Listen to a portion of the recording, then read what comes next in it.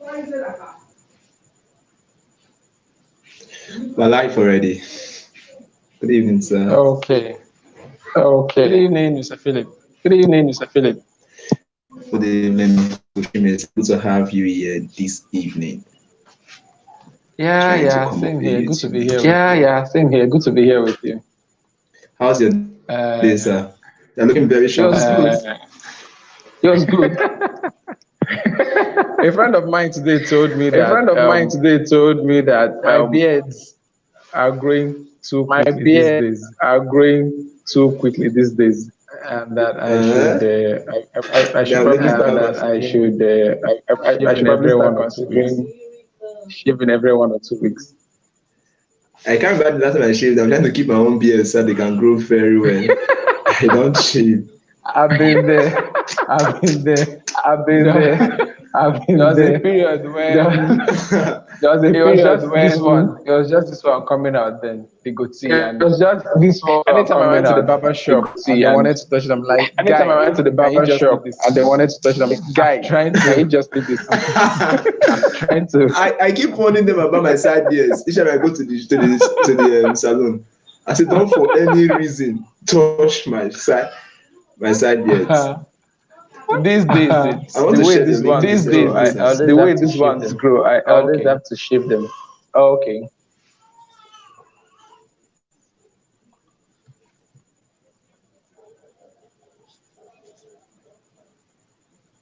Okay. I have to look for that. Okay, you posted this opinion. We have persons live with us, right? We have persons live. Yeah. Okay. You can see the baby noise in my background, right? Why have they decided to remember you? Why have they decided to remember you today? I'm a family man. um, I'm trying to get the North African number to send the link to. Although I sent it to your personal line just now. If you can buzz I me on won't be able to WhatsApp, accept I won't be able to accept that. Can you buzz me on WhatsApp with that line? the office line. The one. The Don't office you have the line. office The line? one. Don't you have the office line? Don't worry. Let me send it to you. Let me send you. The one I should send the link to. Yeah. Okay, I think I I've just seen sent a it. hello I don't there. know. I just sent a hello to you.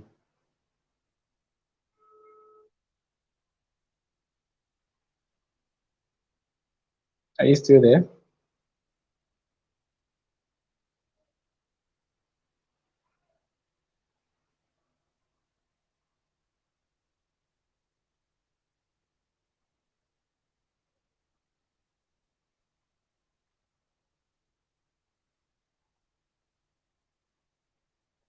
Because Philip's still with us.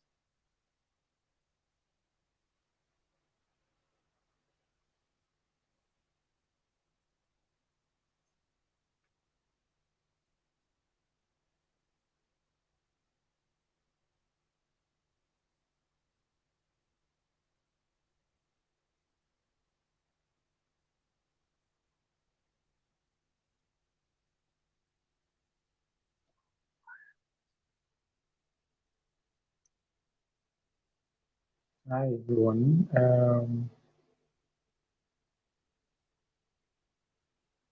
Uncle Philip, are you there?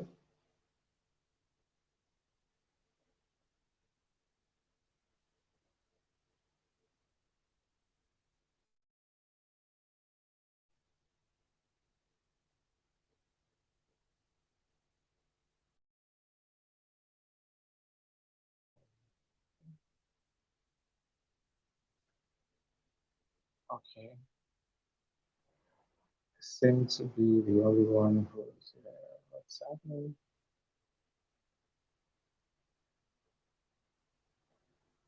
Can we all hear me?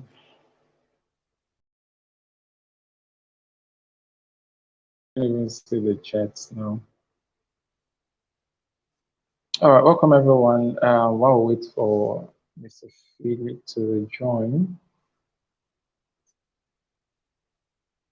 um, it's good to have us Are you all there? here today. Okay, I can hear you now. It seems you went off for a while. Can you hear me? I can hear you. Can you hear me? Yes, I can hear you. Can you hear me?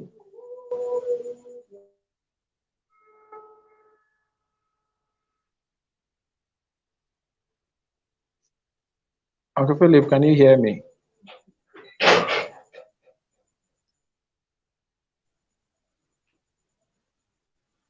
Can you hear me now? Yes, I can hear you. Okay. Have you received the link? No, I see that message I sent you on WhatsApp. You've not received it. Have you received the link? No, I haven't. I think if you I sent have it to my personal line, that's the That's device it. I'm using now, so I won't be able to access it. I sent it to both lines. Okay, I've not gotten it here. And the message I sent you here has not delivered also.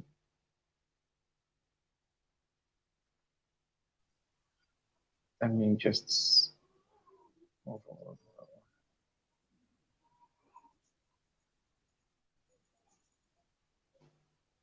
Okay, I have to look forward to this. Hold on a bit.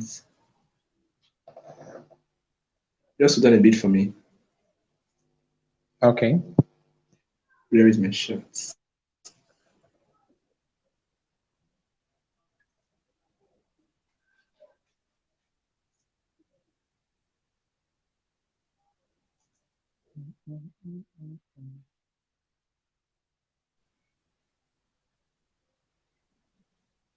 Still trying to fix this. I'm coming. Okay. While we're doing that, those of us who are online, those who are live with us now, can actually also drop their introductions. Let's know who and who we have with us. Okay, if you're live with us already, please kindly introduce yourself. I think I have the link here now. Can I copy it?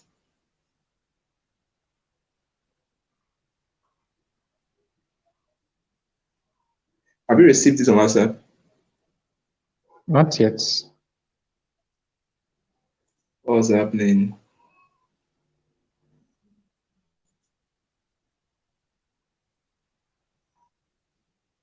What is happening? I can't I pick can it see from the here. link you dropped on. I can see you dropped it on YouTube. Yeah, I'm But trying to. maybe I'll just copy it directly from I have to make. Okay, hold on a bit for me. Let me just fix this once.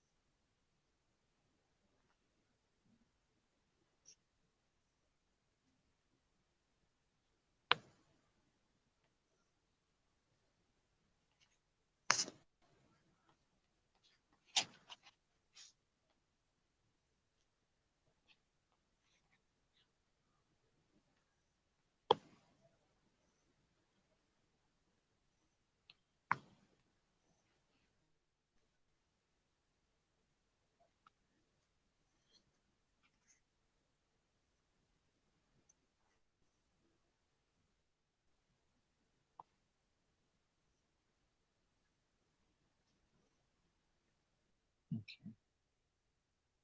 Just put this.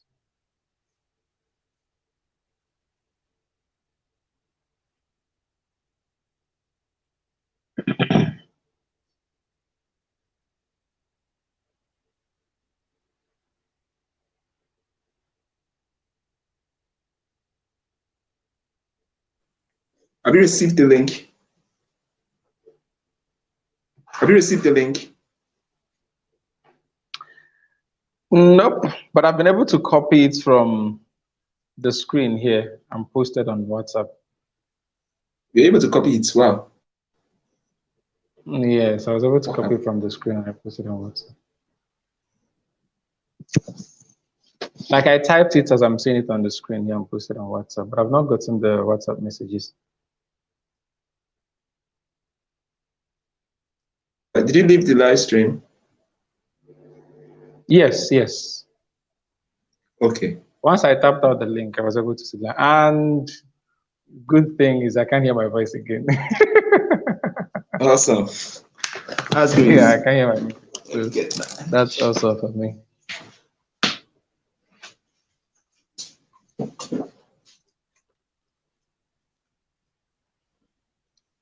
Okay, I think All we're right. ready now, right? Yeah, I'm ready when you are.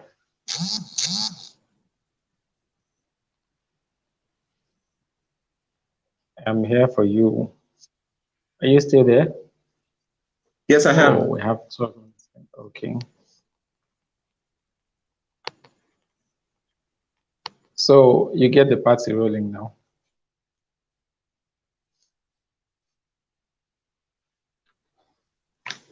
You can hear me, right?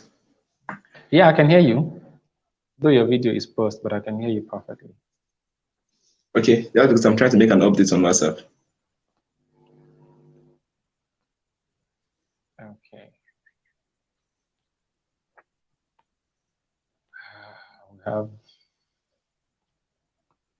We have 13 minutes gone into the session.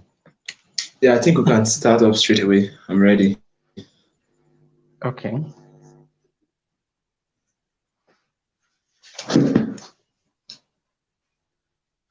I just got the WhatsApp message Okay. now. I don't know what's up with WhatsApp.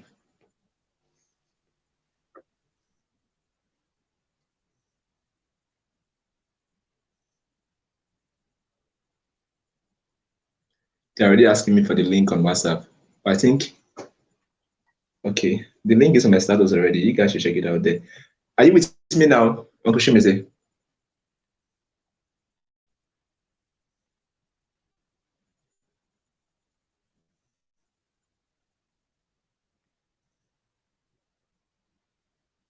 Can you hear me?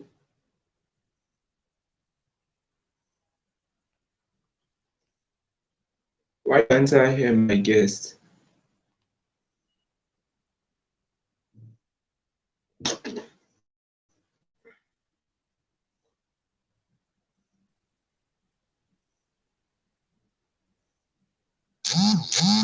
Are you there? Yes, I am. Can you hear me? I can hear you perfectly. Yes, very well. Let's get into Okay. the business. All right. Okay, Victoria Adiola is live with us already. Yeah, Victoria is always in all our sessions, both our Instagram live sessions. I've taken note of that. she's one of our That's top great. fans. I think when we start dishing out gifts at the end of the year, we should And definitely awards. yes. Good to have you with us, Victoria. Good Victoria, evening. good to have you here. Please help us share the link with your friend and your community. Yeah. Oh, we are 15 minutes into the session already, so can we just get straight to business? Yes, we can. I've been waiting on you. You're the boss of the show, You have so the you have the stage already. okay. All right, everyone, good evening. They don't know who they are speaking with, though. I'll introduce myself briefly and we'll get into it.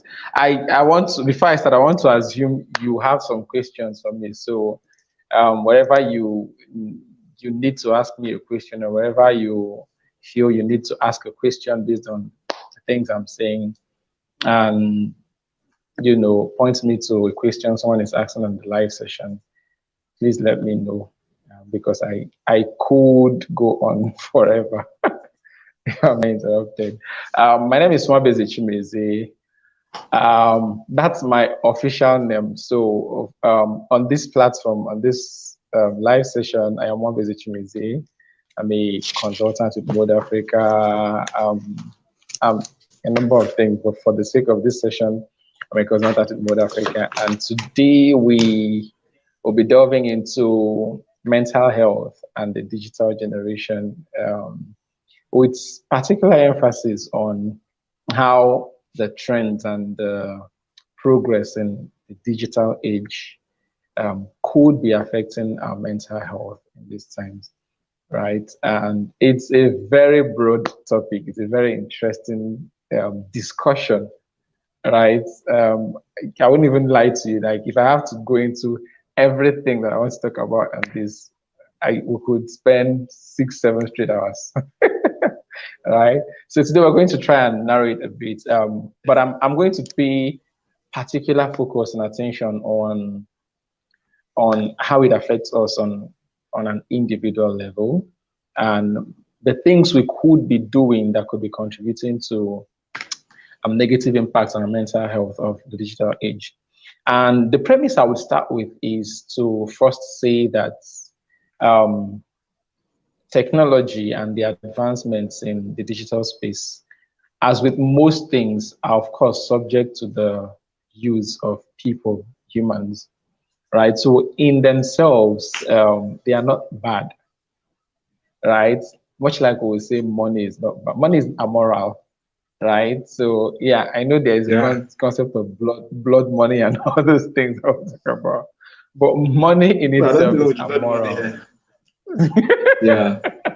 Especially, yeah, especially in our African society, but money in itself is amoral. It's subject to the will and desires of who wields it per time, right? It's the same thing with technology and the advancements we experience.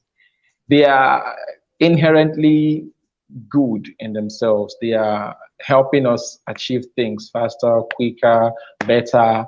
It's it's making the world a much smaller place in the context and the sense that I am here sitting somewhere in Port Harcourt, and I'm having this session with you somewhere in Benin, Nigeria, and Victoria is tuned Yeah. in from another part of Africa, and there's someone who would watch this video, maybe now, who would join in now, maybe who will watch it tomorrow or next tomorrow or the day after tomorrow rather, and that person may be tuning in from Australia or Canada or the US, right?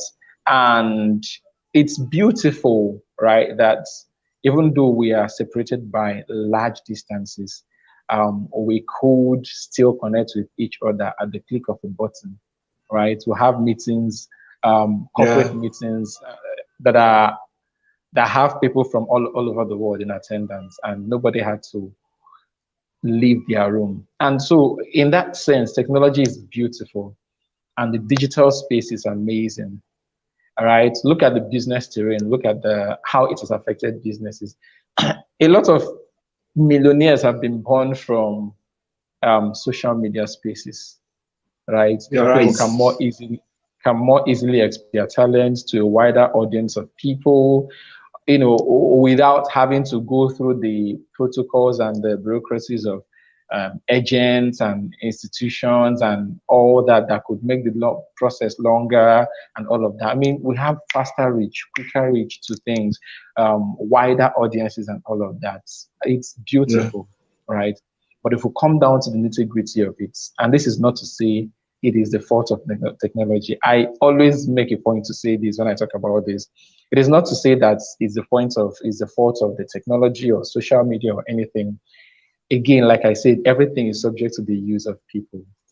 We'll look at some of the things that have that have accompanied this digital wave, and there is an increasing barrage of information from different people. It's easy for you to go to someone's Instagram page, for example, go through their reels, and you can pretty much see a lot about their lives and assume that that is all there is about their life, right? And so, if we look at the digital wage, digital space, and its effects on mental health, there have not been, at least to the best of my knowledge, up until now, there have not been like specific research that has been done connecting these to that, but there have been general research information out, facts out there that have shown the impacts of certain behavioral patterns, that are linked to our interactions with the online space, with the digital space, and certain outcomes, in our everyday life and all of that. Some semi-research have shown correlations between the fact that there's been increasing rates of depression and anxiety in the past 5 to 15 years, which coincides with the increasing wave of virtual activities and the proliferation of different platforms. And the irony of the situation is, on a technical sense, we are more connected now than ever in the history of the world. On a technical sense, we are more connected now than ever in the history of humanity. But on a social sense, we are one of the most disconnected generations of humans in the history of the world. Now, let me clarify that a bit so that we understand what I'm trying to say. Let me engage you for a moment, Mr. Philip.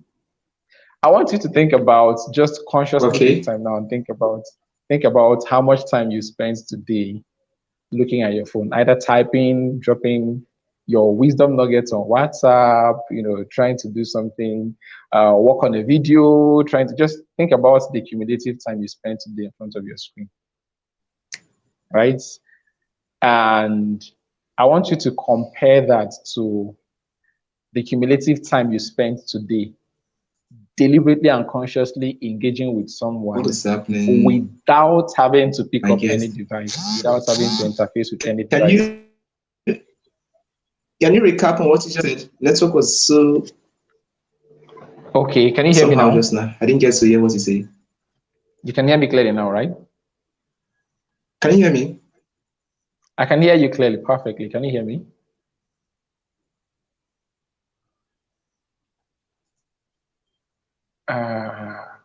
What's happening?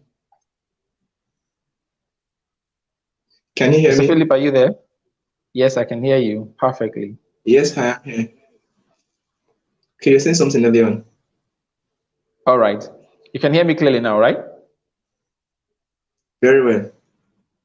Okay. So I said I want you to take just a rough estimate of the cumulative time you spent today in front of your device, whether it's you editing a video, whether it's you reading through WhatsApp messages and responding on WhatsApp, whether it's you checking Instagram, Twitter, and all of that, whether it's you right now spending this time here and all of that. I want you to take an estimate of the cumulative time you spent today doing that. And then I want you to think about the cumulative time you spent today deliberately and consciously spending time with someone without having to look at your device. And I want you to weigh the two.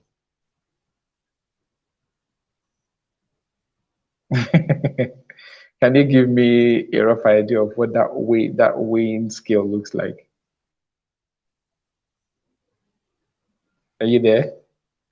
Can you recap? Yeah, can you recap the last word you said? I said I want you to weigh the two. I want you to weigh those two scenarios, those two estimations. The time you spent online today with someone. Yeah, the time you spent online today, whether it's on Instagram, Twitter, Facebook, WhatsApp, YouTube, the time you spent today online cumulatively, right? I want you to weigh that against the time you spent today with someone, whether a friend, family member, without having to check something on your device. I want you to weigh those two. So tell me, what does that weighing scale look like? I spent literally all my day before my device. Even when I get to hang out with somebody this evening, I was still with my device. So all through the day, I was just facing my phone, facing my laptop. I really didn't have time to even talk to somebody real time. Okay. So I said this as an example. I knew before I asked you, I already knew before I asked you that the time spent in front of the device was going to far outweigh the time spent alone. And it's not a peculiar case. It happens with everyone. I'll give you this example, 2019. So that I will use this to really delve into what we have to talk about today, the correlation I'm trying to draw here.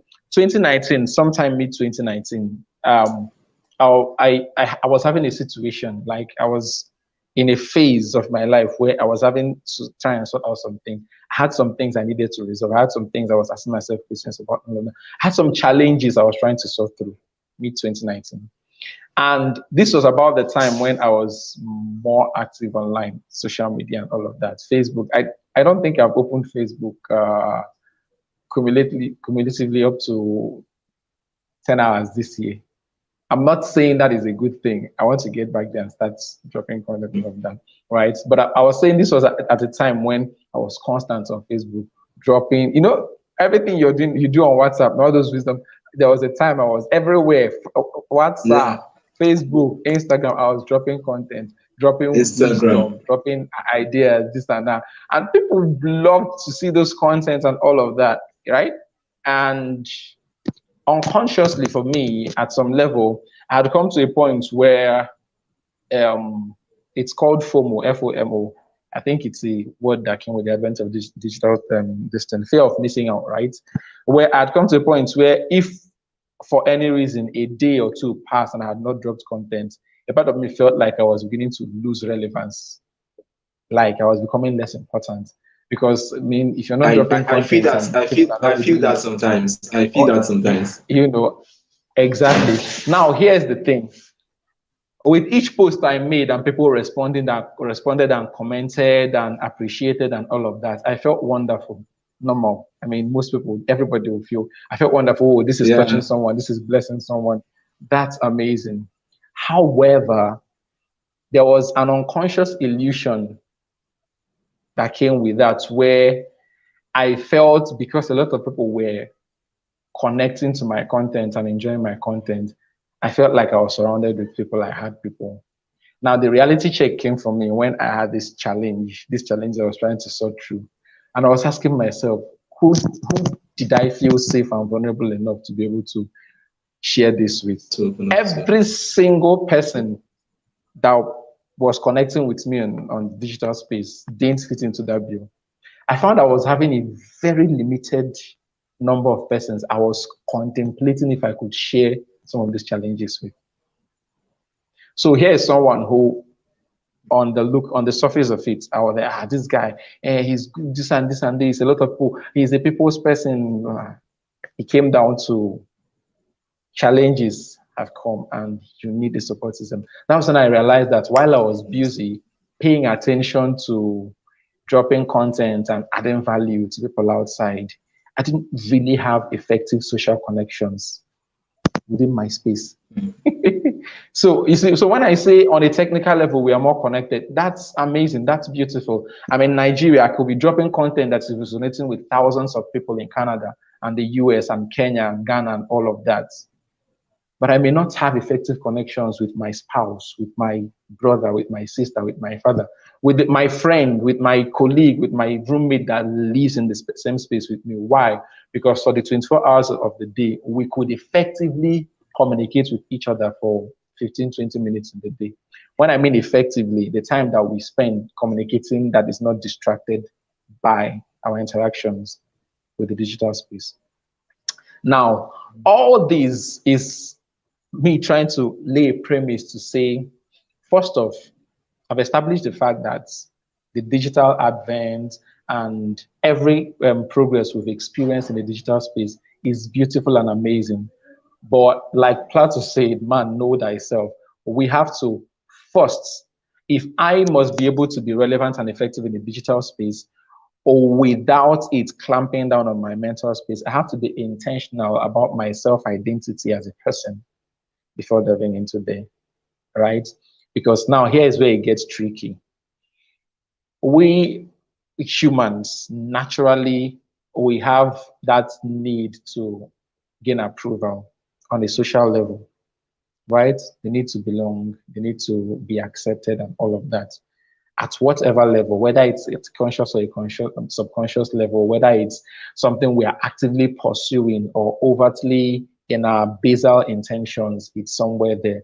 Now, the truth is, without a strong sense of purpose and self-identity in immersing ourselves in these spaces, it becomes easy for us then to begin to lose sight of what is important, of what we want, of what life is about, and begin to then gauge ourselves against all the different things we see out there. I mean, you can go to an influencer's Instagram handle right now, or even just a friend, and this happens on a very subtle level for a lot of us. Sometimes you see, the handle of this person, this was my secondary school guy friend, or this was my university friend and all of that. Oh, you check the handle. This guy seems to be doing great. Oh, he traveled to Dubai last week. Oh, that's amazing. Wow, he traveled to the UK 2 months ago. That's amazing. Oh, this guy's went to the US last year. That's amazing. And then something inside of you is telling you, guy, you never leave Nigeria. Something inside of you just reminds you, you've not left Nigeria. We're trying to compare ourselves with what we are seeing from our You understand? Exactly. And so here's the thing. The trick then becomes that you could have been happy with the progress you're making with yourself until you begin to see what others are doing. And if there's if you're not anchored on a strong sense of self-identity and purpose for yourself and appreciating the process you're going through, you can easily begin to feel like your life is miserable. Exactly. I once read a book some time ago, Acres of Diamond by Russell Conwell. Well, it's a book, very short book, a book I recommend we all read. The premise of that story, of that whole book, started on the story of a man, Jafar, I think that's his name, who lived in a place. He had streams behind him, very wonderful place. He was happy. In fact, the way the author puts it, he said he was rich because he was happy, and he was happy because he was rich. Now, here's the trick. A man comes traveling, a traveler comes to his house at some point, tells him about his different travels and all that, tells him about a place where he could go and find diamonds. He told him the history of the earth, all those myths, how the earth was made, and then, the elements and down to diamonds as the strongest substances on earth, and how if he could find a place where he could dig up diamonds, he would become the richest man in the world.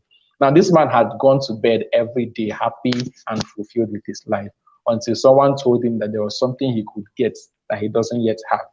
And he went to bed that night unhappy with himself.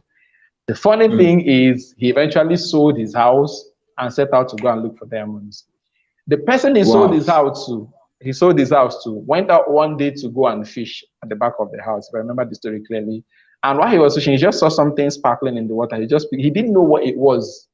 He dropped it on the table in his house and was walking. This same man that told the first one the story came back again one of the days, and I was asking him, I saw the diamond on the table. I asked him, what's this? He told me he doesn't know. It's something he found at the back of it. The man told him, these are diamonds. These are diamonds. Where did he find them? He said he found it at the back of his house.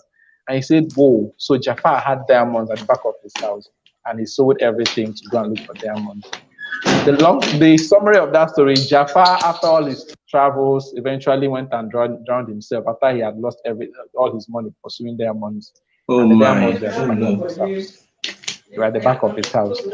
Now, I never knew. It seems like a distant story to us, right? But here is the thing: we live in a time where it's easy for us to become Jafars. You are going through a process right now that is building you for what you want to become, for the life you're supposed to live, right? But you will never feel happy with yourself.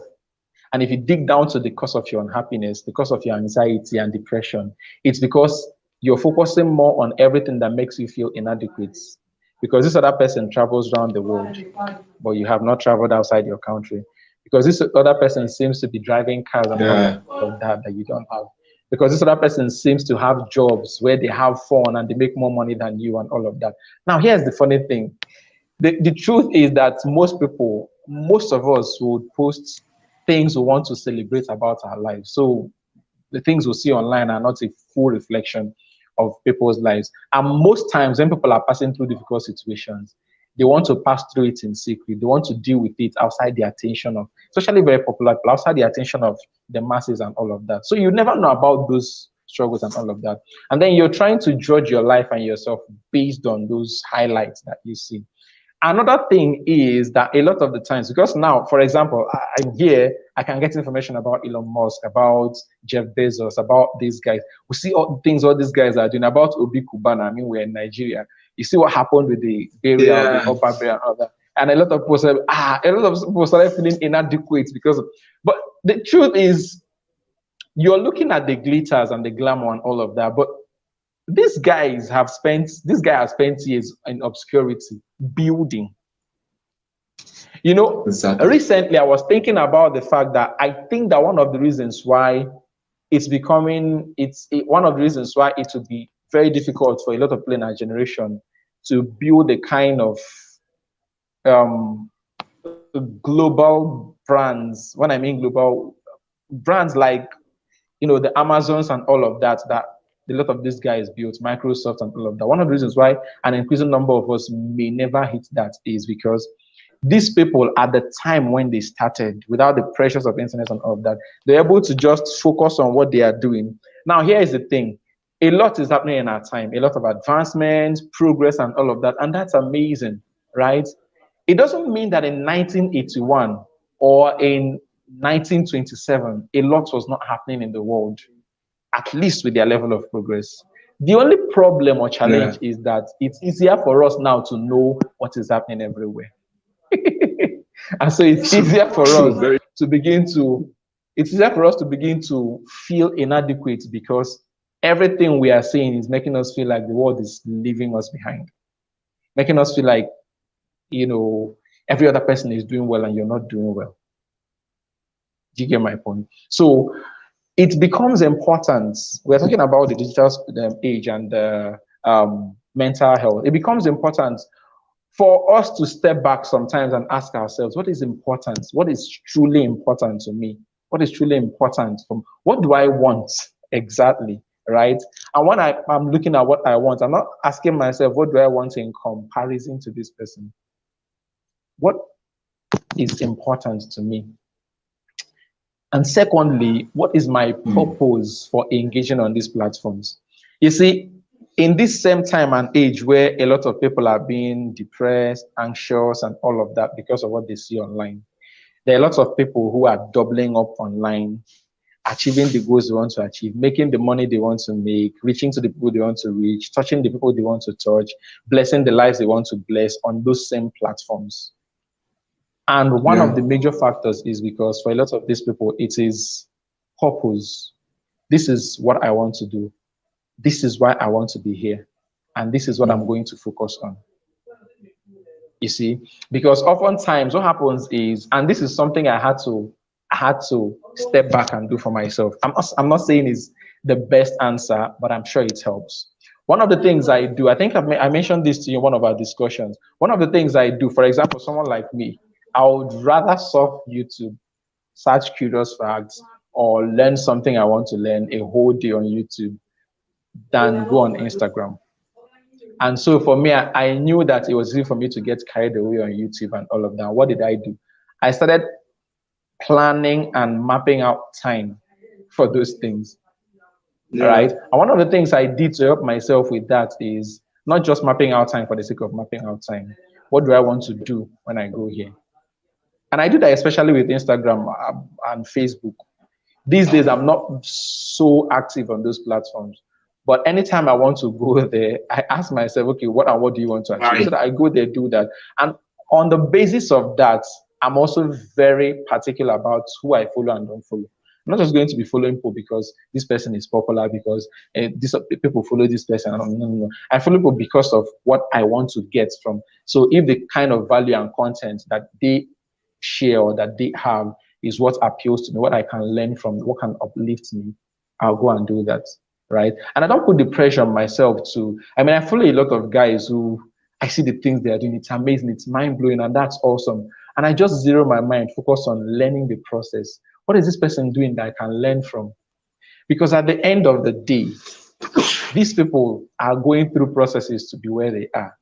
And part of the reasons why we get so anxious, so depressed, so worked up with how every other person's life seems to be perfect and ours is not, is because we are focusing on comparison. Exactly. We're focusing on comparison, right?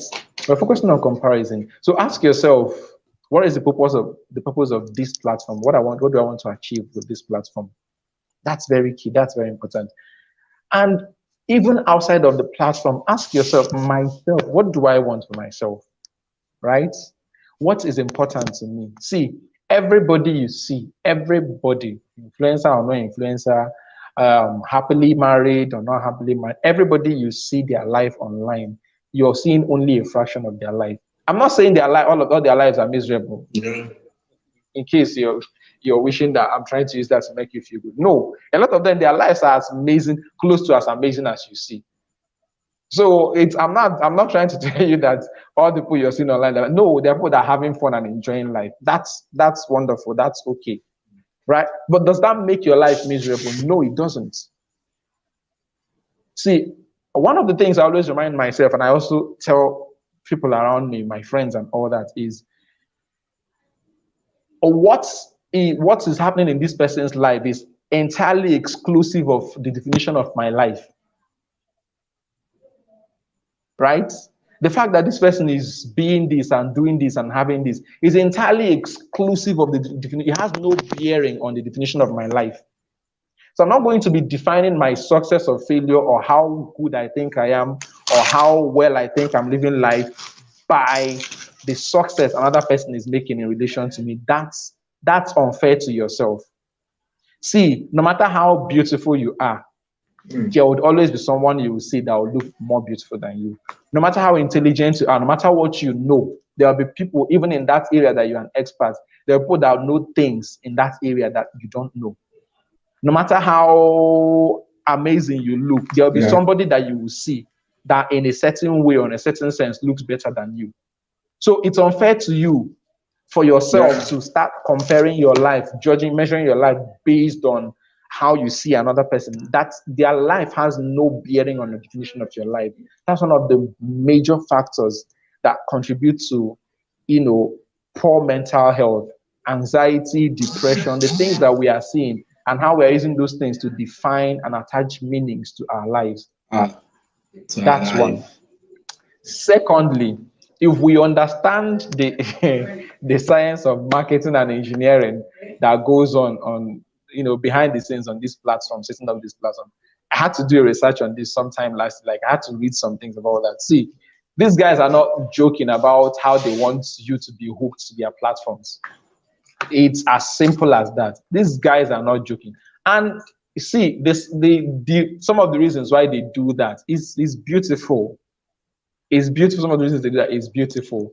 On the other hand, some of the reasons is to ensure that they keep you there to make more money for themselves. Right? Yeah. So oftentimes we can become so exactly. So I go online, for example. I'll give you an example. Even it happened today. I was searching for what's her name? Something Share, Barbara Share, a TED talk she once gave on. I think the title of that TED talk, I shared that on the staff group on WhatsApp once. She said, isolation is the dream killer, not your attitude. And I'm coming to that, the talk of isolation. Okay. And I was searching that earlier today because there was an information I wanted to get there for today's session. While I was searching that, I just finished searching that, watched the part I wanted to watch and that and came out. All right. The next time I logged onto YouTube later today to check something else, I saw some other TED Talks that had topics around that area. And then I saw some other content that had things around that area. Why? The algorithm. This was what he searched. This is something important to him. So let's give him more of the things that can keep him here. Let's give him more of the things that can keep him here. The same thing happens the time I used to spend an awful lot of time watching football clips and all of that on YouTube. Oh boy. Sometimes I'll go online and I could spend the next 2-3 hours from one video to the other. How is Ronaldo this one? How is Messi that one? Rooney this one? Kaka that one? Ronaldinho this one? And it was just... And you finish watching this one and you see the next recommendations and it's just like me that love watching food video. YouTube keep giving me more kitchen videos to watch. You see? So and see, if you look at it in a sense, it's good for you. If this is what interests you, they're making it easier for you to access information around the area that interests you. But at the same time, the psychology there is to serve you the things that will keep you hooked in there. And gradually, without realizing it, sometimes you just get so hooked on that bubble, that online bubble, that virtual bubble, whether it's on Instagram that you're watching this person's reel and video and you're seeing more of this and that, whether it's you looking at this one and all, you get so stuck on that bubble, right, that you even, disregard the fact that you need to step out of there and actually create a life.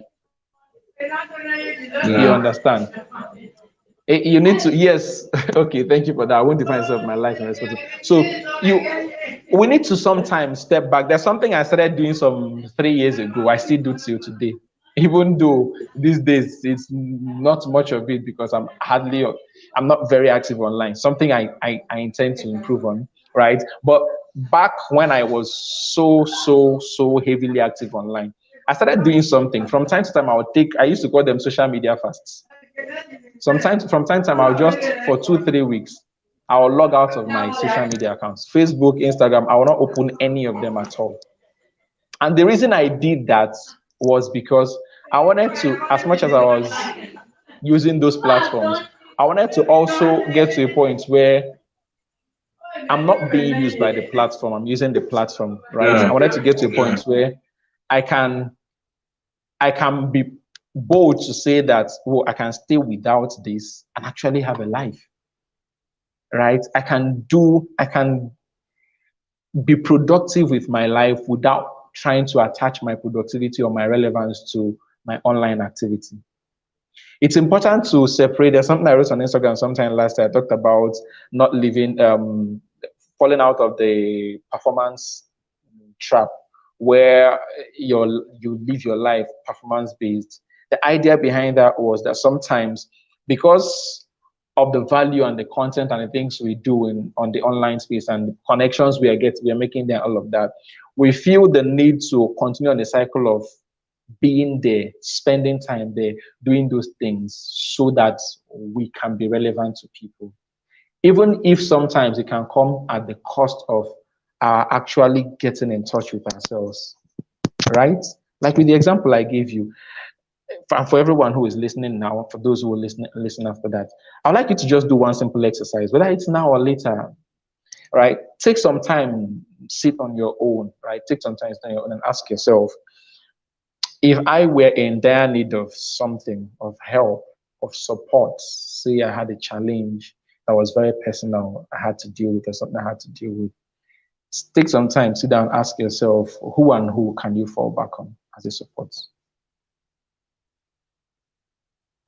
Now, even as I'm asking this question myself right now, as I'm asking it, I'm thinking about it. And as much as I have people I can fall back on, I also realize that within the past 1 year, there are people who I had maintained my relationship with them so well in the past. I had been in touch and all of that. But over the past 1 year, I had not necessarily maintained that effective connection with them. And these people were strong support systems, right? But right now I'm asking myself, can I really go to this person now if I needed help or support? Realizing that I have not maintained that relationship, that I've not serviced that relationship as it were.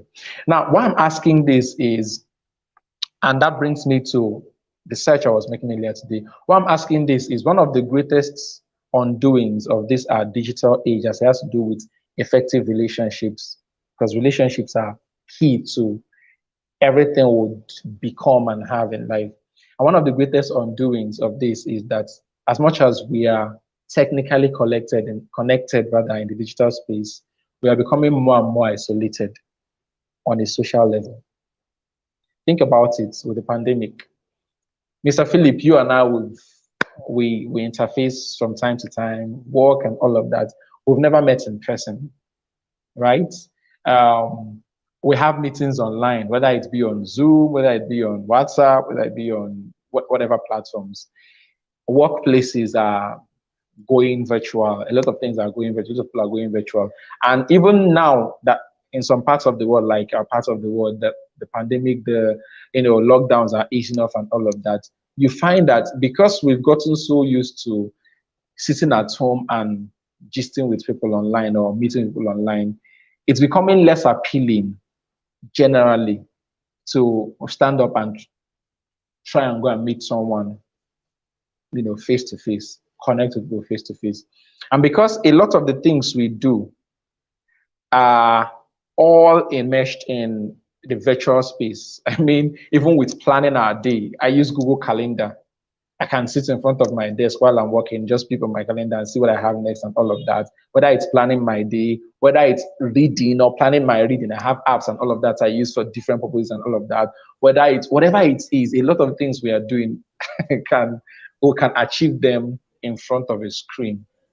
We unconsciously have started building systems, both personally, institutionally, and on a societal level, where physical connection, quality emotional, social connections are becoming more and more redundant. And so we are becoming more isolated, even in an increasingly connected world, right? Or we connect with people, strangers online, we chat, similar interests and ideas and all of that bring us together. But on a very close social level, we have fewer persons within our safe zone than vulnerability spaces or spheres that we can truly say these are a support system to me. Think about it. All the influencers that you follow and you love and you appreciate all that they do and all of that, you appreciate the value you get from them and all of that. How many times do you know when they have challenges? Can you call yourself a support system to them? No. I wouldn't know. And I think that's the problem. You see, that's the thing. I've had that problem. I've had that problem myself. And it's not because they are trying to pretend. Okay, yeah, go on. Are you there? Your video is paused. Are you there? Here now. Yes, I am. Yeah, you wanted to say, continue what you wanted to say. Yeah, I said over time, I've come to see sometimes I consider these the attention you get from the whole social media space as vanity metrics. Sometimes people are always trying to comment, wow, powerful. But over time, I've seen that these same persons, when you start, I want to say when freshness, maybe you are going through some stuffs and then your level of freshness, your level of depth is no longer reflecting in your content. You cannot show up as much as you used to show up before. You just go to the next available person that is dishing the next hottest rema and they're in the comment section, they're shouting. I'm like, I thought you were with me. what happened? And they don't even know about you. They're not sending you the messages again. Nobody cares. And sometimes like nobody just gets out. This is why people say nobody. They're just trying to be there, and that's the stuff. People, I've experienced it several times. So I don't come under pressure to reply DMs. If I reply the DM now, do my voice note. Tomorrow that person will still go somewhere else. So the thing is that loyalty is scarce. Social media followers are not loyal. That's the truth. Maybe they are following for what they want to get, what they can get. They really don't care about you. They are called fans. Fans don't care about you. They are there for entertainment. So I've gone through, in fact, I'm going through this. So sometimes I'm like, what is all this for? Let me just shut down and just focus on my life. But we just have to keep showing up sometimes. And it is really difficult because we are in I want to hear you talk. That's very interesting. No, that's very interesting. You see, here's the thing. There's something I listen to TD Jakes from time to time. And there was a message I listened to sometime last year where he talked about identifying the people that need you, right? And the people that feed you. In fact, that message was very key for me. You see, and here's the thing. Oftentimes, we spend so much time and energy trying to impress the people that need us or the people that we perceive that they need us, especially on the online space. And so we are pouring, that's what when I talked about a performance-based life, like that performance trap. So someone like me, for example, I could show up and I drop a content and this is amazing. And because the reception it gets, I'm constantly, I wake up every day, I'm trying to look for what should I serve them today that they would benefit from and all of that. And all that is good and all of that until it becomes a cycle a trap you put yourself where you're focusing more on what to give to plan. And you don't realize that you're not feeding yourself. So sometimes it becomes important to step aside, step out, disconnect your identity from your performance. right? Yeah, it's okay that this person that you're looking at, that this guy is Rema, this one, that one, that one. Maybe you're that person that they are looking at as a person that pours wisdom and all that. It's okay for you to step aside. See, for this 1 week or 2 weeks, I don't have any wisdom. You people should leave me. I want to go and feed. Steve Harry said that recently. Steve Harry said that recently. So sometimes, as a Superman, you just have to stand and watch the world burn. Seriously. See, sometimes you just have to stand.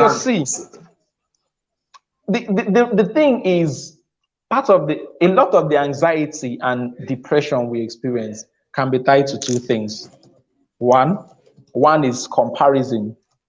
The unrealistic comparisons we give ourselves, or we subject ourselves to based on the lives of other people. And secondly, and this is especially key for people who are content creators, who people look up to and learn from, that is that performance trap, where you are constantly trying to look for a way to make sure that you're not becoming redundant, that you're not becoming obscure, that you're not becoming outdated to people. And so you put an undue pressure on yourself to always perform, to always deliver to other people. And sometimes that could be at the detriment of really getting in touch with yourself. This happens a lot. Look at the sports. Look at the athletics and sports sphere recently. Naomi Osaka pulled out of a major tournament earlier this year. There's this British athlete that did so recently too, and a lot of people are beginning to come out and speak about footballers. I think Sterling or who talked about that recently too. It's just that everybody expects you to be this and be that and be that, and unconsciously, and sometimes they don't realize, the people doing this, they don't realize it's not like they wake up and consciously decide that I'm going to be seeing this person just as someone that must entertain me. No, it's just the norm. They unconsciously segue into that place where they look at you and you need to be this person for me to still be hailing and appreciating you. You need to behave this way. You need to perform at this level for me to still, like you and follow you and see you as my goals and all of that. And we forget that these people are human beings. They are people, right? And this could be you who is listening. This could be someone who is here in this live session. You're giving value to people. You're adding to people. You're blessing the lives of people. You're involved in projects that touch people's lives and all of that. And people look up to you. They want to learn from you. They want to hear you and all of that. And sometimes when you sit down, you ask yourself questions, and you know that, man, there are a lot of things I need to figure out for myself. There's a lot of things I need to do for myself. See, it's okay to step back. You are more important. This may sound selfish. This is one of the things I started imbibing for myself recently. You are more important to yourself than those people you're serving. It may sound selfish, but that's the truth. You're more important to yourself than those people you're serving. See, you can only give the best of yourself, right, when you feed yourself with the best. That's the truth. We talk about the KCG model. We talk about the KCG model in Mode Africa. You know yourself, choose yourself, give yourself, right? You know yourself. And in fact, I'm going to use that to summarize how we can, help ourselves improve our mental health spaces, in the increasing digital space, is first know yourself, right? And that comes to sitting down to ask yourself, who am I? What am I? How do I define myself? That is not dependent on any other person and what they are doing. That is not dependent on my performance to people. That is not dependent on what I have achieved or not achieved. That is not dependent on what I have acquired or not acquired. Who am I? What do I mean to myself? Who am I? Right? What value do I hold in myself, or do I see in myself that is divulged from other people? That's one. Secondly, is to then ask myself, what is important to me? Sometimes we keep chasing shadows. Are you still there, Mr. Philip? I can't seem to hear you again. Can we hear me? It's all gone quiet now here. Can we hear me? I can still hear you. Yes, I can hear you. Okay. I can hear you. All right. So All right. So I mentioned identifying for myself who I am, diverged of accomplishments, acquisitions, and diverged of comparisons to other people. And secondly, to ask myself, what exactly do I want? What is important to me? Right? Because if I can establish what Yeah. is important to me, what is important to me for life, or what I want, how I want my life to be, and all of that, that can help me focus on the things that are important.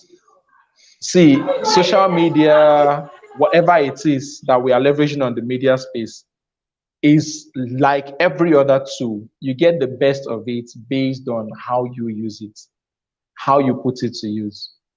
And while you can be busy focusing on what other people are achieving and having that you don't have, and putting yourself into a place of depression and anxiety, you can also channel that energy into a practice that is absolutely key for your mental health. That is gratitude. I know a lot of us have had this, and it may sound like a cliche to a lot of us, the idea of gratitude, but this is powerful. This is powerful. Gratitude is powerful. See, gratitude helps us put into perspective the things that are going on well for us. And when I'm talking about the things, I'm not just talking about the things that we have, the things that we've accomplished. I'm also talking about, in fact, this is something a friend of mine told me about sometime last year. Earlier this year, rather. And she said sometimes we underestimate our privileges. And in underestimating our privileges, we lose sight of the blessings in our lives. I thought about that for a while. And it's true. Sometimes we talk about blessings and all that, but sometimes we underestimate our privileges. And I'll give you an example. While you're busy looking at someone, for example, who you think they are making more money and having more fun where they are and all of that, you are currently in a job, right? You're currently in a job where you have a superior, a boss, a CEO, whoever it is, that absolutely gives you all of their trust and allows you to explore your creativity and allows you to explore everything that you do, where you are. They are allowing you to fully express your true self where you are and learn from the process and grow in the process. And you don't acknowledge or realize that that is a privilege that most people don't have. And so while you're busy looking at the other side, thinking the grass is greener there, you're not paying attention to the blessings that you have. Because sometimes when we pay attention to the blessings that we have, we see the opportunities in there. Sometimes when we pay attention to the privileges that we have, we see the opportunities in there. But because we are too stuck on how this other person's life is better than mine, how this other person's opportunity is better than mine, how this other person seems to be having a more wonderful life and all of that, we lose sight of the opportunities, the privileges, the blessings that we have where we are. So know yourself, know what matters to you, know what is important, and be grateful for where you are. A friend of mine told me, and I'm quoting this, but it's not my quotes. It's something a friend told me. And this was, sometime in 2019 where I was having some challenges and struggles with at the time. And she said to me, Chiman, you're making progress. It may not be as fast and as quick as you expect it, but you're making progress. And that's something to be grateful for. That's movement, no matter how slow it is. That's movement. I didn't forget that. See, this is October 2021. And why there are a lot of things I would have loved to have done and had and achieved by now that I don't have. Sometime last week, I was asking myself where I was by January of this year. And my God, there's a lot that I'm thankful for. Oh, there's a lot I'm grateful for. And it's easy for me to be that grateful when I'm not focusing on what I think other people have achieved or accomplished that I've not accomplished. Because sometimes it's that comparison that makes us lose sight of the perspective of the blessings and privileges that we have. then choose yourself. I, Everything I, I've I, said I, now falls into know yourself, right? Then choose on yourself that, in your service to I people. think there's something on that. Okay, That you're talking about the issue of yeah, comparison not quite long. I know there's something that I learned. It's called symbol of success. That it matters what our symbol of success are. For example, there's a way we culture children, especially from our schools in Africa. You walk into a classroom, and then the teacher is telling the child, write a letter to your uncle abroad, telling him you want to come abroad. By default, we're already cautioning that child to believe that going abroad is a sign of success. So when he comes online and he sees his friends has gone abroad, he believes he's not successful yet until he goes abroad. until he goes So, abroad, exactly.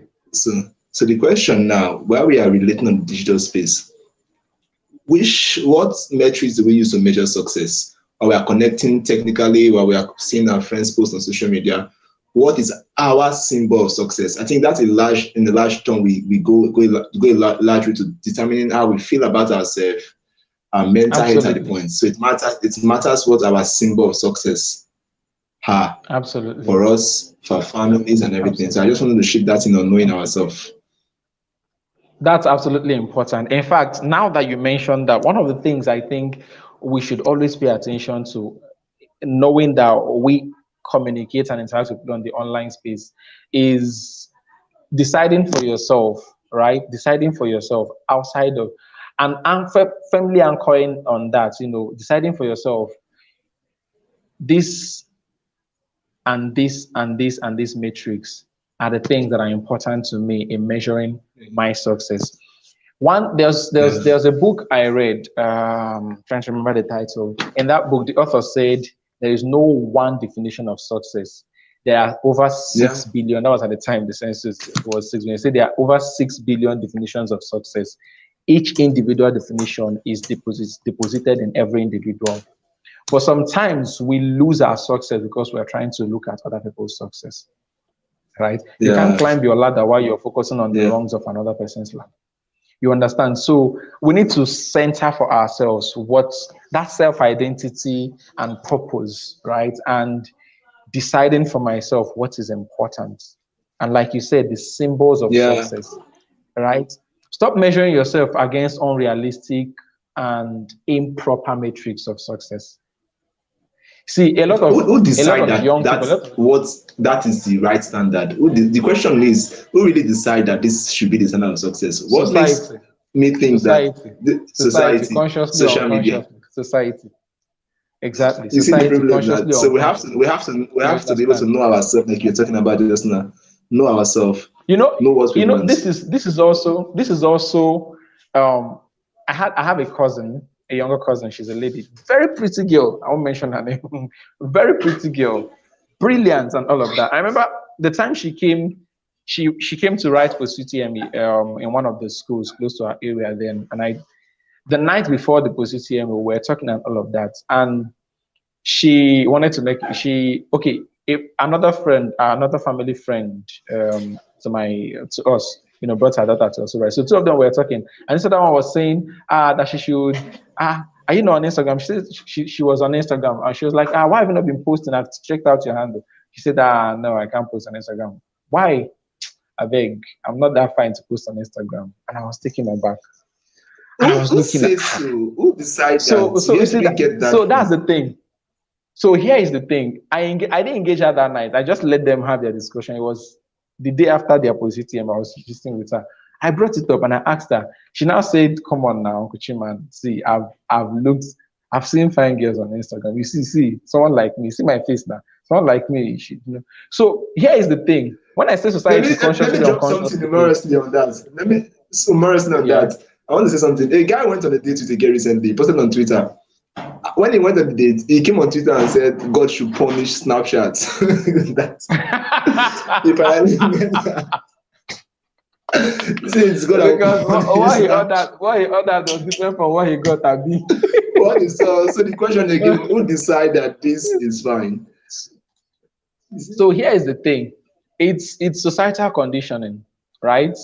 So let me give you a very, very beautiful example. with the recent trend of challenges on TikTok, you know about the Boss It challenge, the all those Big Bang challenge and all of that. A lot of the challenges that females do on TikTok are centered around their body. Boss It challenge, it's about like Big Bang challenge. I think was about them flaunting their curves and bits of things like that. Now, someone who doesn't have as much curvy or flashy in quotes, body physique like those people will begin to look at themselves and like, I don't have this. So it must mean that I'm not up to mark. I don't measure up. Yeah. Right. So that's the thing. And so this is a typical example of how we can apply this kind of thinking to everything. So the things that it seems like these things are trending, the things that it seems like these things are the things that a lot of people have or want to do and all of that, begin to become an unconscious parameter or metric by which we now measure whether we are doing well or not. Do you know, I was telling a friend. Yeah.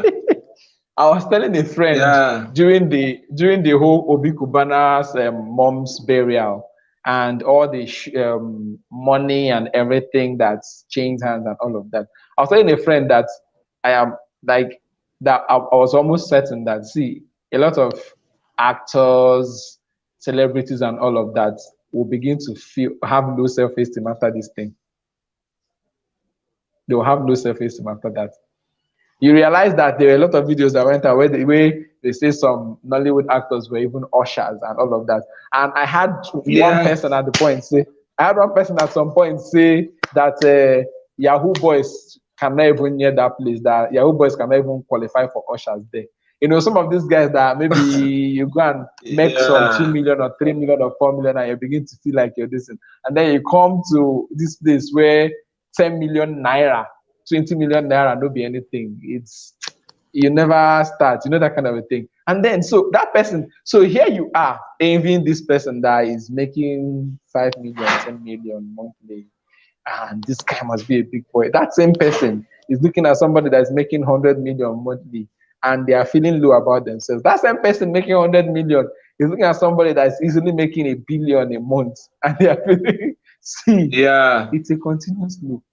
So decide for yourself what is success that is exclusive of comparison with any other person. And let that be like your North Star, like your anchor. All right? You can learn from the processes of people. You can appreciate the successes of people. You can appreciate, it doesn't mean you should loathe or scorn. Appreciate the success, but let that not become now an examination for you to now begin to judge yourself as a failure in life. That helps a lot. That helps a lot with mental health. So know yourself. I know we say this often and on, especially for those of us who are coming to our trainings and programs. Right? Know yourself. Choose yourself. Choose for yourself what success is. Choose for yourself what progress is. Learn to appreciate the process. One of the guys I respect on the media space, and I know a lot of people don't follow him because a lot of times he uses expletives and some explicit words and all of that. But the ideology he sells is something I appreciate. Gary Vaynerchuk, Gary V. Are you there?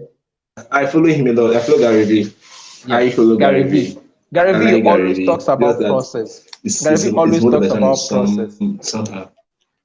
Exactly. That's what a lot of people don't. But he always talks about process. He always talks about learning to enjoy your process. Right? It's the overly fixation on the goal. You see some guy that starts today as an influencer or that starts a business and all of that, and he wants to get to the level of Amazon in the next 5 years. Because a lot of things are happening so fast in our time. Yeah, because a lot of things are happening so fast in our time. We want our process, our success to be fast forwarded, and we grow impatient with process a lot of the times. We grow impatient with process a lot of the times. You start a business. A lot of these businesses you're looking at, before they got off the ground, before people started knowing about them, they spent 10 years. And it's not because they were not making progress or doing anything. But they kept at it, right? And this is not to say that there are no persons in our generation or people in this time, but there are a lot of people who are learning process, who are building, who understand the power of process and are growing gradually and are not letting the buzz and the glamour and the glitter distract them. And we need to have that mindset. Know yourself, choose yourself, and give yourself happiness. Yeah, and give yourself. Very key, very important. Very key. Awesome. It's been an amazing session. I'm looking at the time, so I want to. Yeah, I was going to point on that. Yeah, I had quite a lot. I had quite a lot I wanted to talk about, but I know the time wasn't going to be, because it's a broad topic. We could talk about it. We could talk about it in line with the dynamics of human to machine interaction in the digital age. You know, the advent of AI and all of that, and how there is a real possibility that in the next 10, 15 years, a lot of jobs. I think the advent of AI has really changed. It's more like we're not competing with AI, not with ourselves anymore. So we are less emotional going forward. And there's a real chance for a lot of people that the jobs, the skill sets that they have that are keeping them relevant will make them redundant in the next 5, 10 years. Right? And so that's also in itself is a cause for anxiety. Right? I mean, right now, even we ourselves, if you're looking at digital space and you're asking yourself, what skills are relevant now? I mean, just last week I was talking to a younger guy from my area who was asking me that what skills. He's out of school, but he wants to learn skills. He wants to learn IT skills that can be useful and all of that.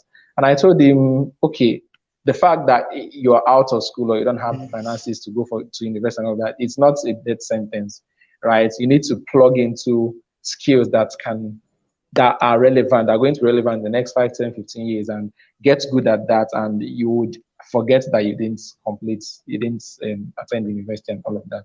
And so that poses the question, what are those skills? You look at some of the things. Some of the skills that 2, 3 years ago were hot cakes we are looking at, in the next 5 years are going to be obsolete. That's the truth. Yeah. And that in itself is also a cause for anxiety. It's a cause for anxiety. Come on. In the medical fields, the advancements that are beginning to, in the next 10 years or less, some medical fields would almost become redundant. You're right. In the IT space, a lot of things. So you look at that, and there was a time when being an office secretary was a beautiful job. Now, where do you find office secretaries? Everything is automated. Most things are automated and all of that. So those bring their own peculiar challenges and peculiar emotions, anxiety. Am I going to be relevant in this organization or in this industry, or in this field in the next 5, 10 years and stuff? On that, I was hearing TK speak to us recently, and was telling us how the level of empathy in the workspace, creativity, has dropped drastically in the workplace. And maybe it could be due to the fact that more persons are trying to be AI, more persons are trying to compete with the technology. Now, it is affecting us, it is affecting our social connection. Sometimes we no longer feel like human again. We feel like machine. We feel like it's a whole lot for us to process and deal with. And we don't know this is happening. So how do you think one, in the midst of all this happening right now, how do you think one can balance it? Because with time, it will affect almost every aspect of our society. You see people find it difficult to express peace, to express empathy. People literally become machine. And to be difficult for us to connect on social basis. So going forward, how do you think one can balance this whole mental picture? Let's just round off with this. How do you think one can strike a balance and still be really relevant when it comes to responsible social connections? I think that the foundation of that would start with being open and sincere about my own emotional state now. Let me give you an example. A lot of times, the things we reflect outwards to people are pointers to our own internal emotional states and battles. So while we are talking about, for example, how there is reduced empathy in the workplace, bring that side by side with the data and statistics around the intrapersonal emotions people are feeling with this pandemic period and the peculiarities of this time. People are feeling frustrated. Some have lost their jobs. People are feeling insecure. People are feeling afraid. People are anxious. People are depressed, and a lot of that. Now, look at someone who is battling with all of that within themselves. And we talk about empathy in the workplace, right? Empathy in the workplace entails that I have to pay attention to the needs of this other person and try to work with them. A lot of people are feeling threatened in the workplace also. Perhaps there's going to be downsizing. There's going to be downsizing, and perhaps we are five in this. They have been downsizing, and they're still downsizing. Yeah, I'm just trying to paint the dynamics for you of scenario. So maybe we are 6 of us in this department, and maybe the company is looking at us and they're saying, we need only 3 persons. And the person that you're supposed to be empathetic towards is someone that there's a chance that they may be kept and you will go. And so your focus or attention in those kind of ultra competitive, negative emotion workplaces could be that my focus right now is not trying to be empathetic to your situation. It's trying to show how I am the person qualified to stay. I have to survive. Yes, I have to survive. I think that's it. You understand? I have to. So people are switching to survival mode. People are switching to survival mode. And in survival mode, the hyper focus is mostly around myself. Let me sort myself. Yeah. You understand? So again, it now comes down to, first, I have to be sincere about where I am emotionally, how things are with me, and ask myself, what is the best way forward? And I have to also, side by side with that, as I'm doing that, pay attention to the fact that people are some of my greatest assets, right? I'll use our workspace as an example. You see, with everything happening and all of that, times when we have to come into meetings, right, to have conversations and brainstorm and all of that, I can't remember, maybe time I started working with Mode African newly, then because I was new to the place, I used to be anxious and all that. But having understood the person I work with, the people I work with, the kind of boss I have and all of that, you don't, as it were, work in the workplace with the fear hanging over your head about this, right? An atmosphere is created for you to be creative, but at the same time, you have to sit up and do what you're supposed to do. So you don't come in feeling threatened and all that. The environment created helps you to relax and be at your best and get the job done. Do you understand? A lot of workplaces are so result focused and so outcome focused that they don't pay attention to the people, the emotions of the people, and how the workplace structure and everything affects the people.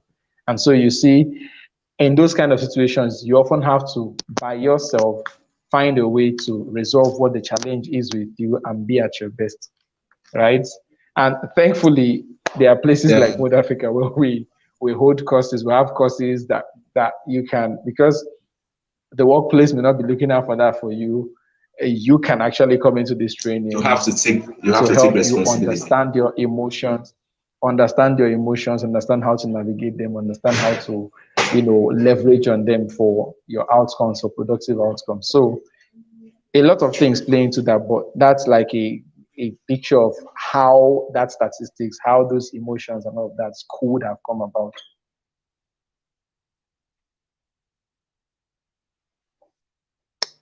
I'm telling myself to stop now. Yeah, fantastic. I think I really enjoyed myself. We could go on and on and on. It's getting to a very critical part of the session. So we just have to stop here, hopefully. Yeah. So if you are currently watching us right now, I know it can be difficult for you considering the whole tech advancements, the digital age, the social media, everything. Sometimes you don't feel like a human anymore. You cannot even express your emotion effectively. There is no responsible social connection. And the whole thing is just like you are robots. You are trying, you are result driven. The world wants you to, you see that, like they said some time ago during the pandemic, they said, I'm trying to get the word. Oh, I can't get the word. I'm more like, you either survive or you are taken out. So it's no longer survival of the fittest. They say it's elimination of the unfit. So the term as unfit is those people who could not flow with the tech age, those people who could not flow with the social media trend, those people who could not flow with the digital and everything. So you now, in your bid to want to do this, you are no longer competing with a fellow human being. You are not competing with a technological system that is not emotional. Yeah. So you've left emotions aside. You don't know how to love your kids. You don't know how to build connections at home. You don't know how to relate with your wife. You don't even know how to relate with your friend. You are so focused on how to survive so you are not eliminated. And this can be very difficult. We might not be seeing the impact now, but the effects can be very deadly going forward. So you want to be able to take advantage, take responsibility for your life and your mental health. Thankfully, like Uncle Chimezie said, we have courses in Mother Africa that help you do this. And one of the things I want to challenge you to do today is to visit our website, motherafrica.net, and join the next set of us.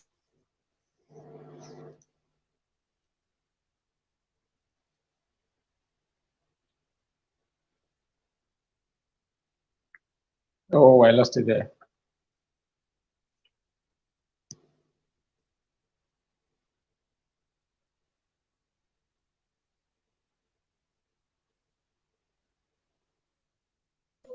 Any final word? Okay, I stopped hearing you at some points, but yes, I have a final word, and it has to do with an offer I want to give us. You mentioned the schema intelligence course that we have. The next batch of it comes up in November, and what we want to do is for everyone who has tuned into this live session and everyone who will be watching within the next 24 hours, you can go in and sign up for the schema intelligence course using the seller payment option, and use the coupon code November 50, November 50, to get a 50% discount on that course if you go in within the next 24 hours to sign up for the course. Apply the coupon code November 50, and you can get a 50% discount on that course. Now, whether you're here, you've taken the course before, and you have someone who you've been talking to or someone who you know needs this, you can send this information to them. They can go in right now, make payments for that course, apply the coupon code November 50, November 50, and they get a 50% discount. This is going to be the last batch of this course for this year. I want to do that, you can call it giveaway or that concession as a way of saying thank you for being with us for the whole of this year. So if you have someone who you know needs this, tell them about it. Go in within the next 24 hours, use the coupon code November 50, no space, November 50, caps log N, then November is small letters, then 50. And you can get 50% discount on that. I think Uncle Philip will drop that on the screen. Did you say caps lock? Caps lock for the N. Yeah, November, caps lock for N. Then the others are small letters, then 50, November 50, and they will get. Can you retrace on the coupon code again? The coupon code for them to take 50% discount. November 50 with N as capital Cap locks. Yeah, caps lock for N alone. Okay. For N alone, November 50, that gives them 50% discount. And it's valid for 24 hours. Yes.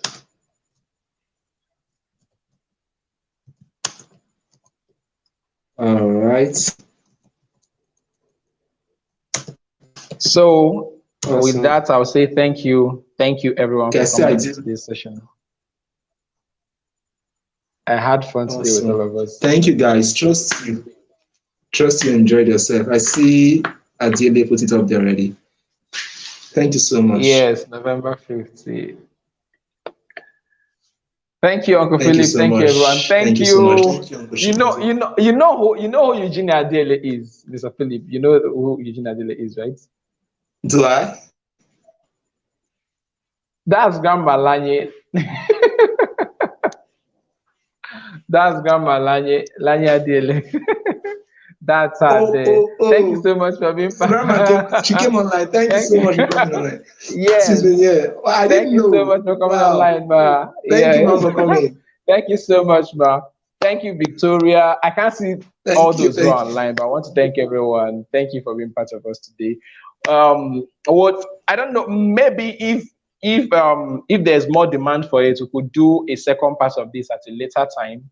But for the next weeks, we have some more guests who are going to come. We have Maureen Aleko, not confirmed the dates. It's either going to be next week or next 2 weeks that she will join us. And she's going to be delving into identity, self discovery, and purpose. And she does an amazing job in that area. And she's going to be with us either next week or next 2 weeks. I'll have some other people lined up for us. So just follow us on our Instagram platforms, on our Twitter platforms, on Facebook. Yeah, at Mode Africa on Instagram, at Mode Africa on Twitter, Mode Africa on Facebook. Single but not stupid. Follow the group and the page on Facebook. Also, you will get informations on all of this as we get these people to come. We are going to have more and more and more and more persons coming to these sessions with us Grandma to is share saying more valuable Vaseline to your ego. Yes, we're going to have more persons coming to these sessions with us and have fun with us and share with us and teach and educate and entertain and all of that. So look out on our platforms. Go follow us now if you're not following us so that you don't miss out on all that information. Thank you, Mr. Philip. Thank you, everyone.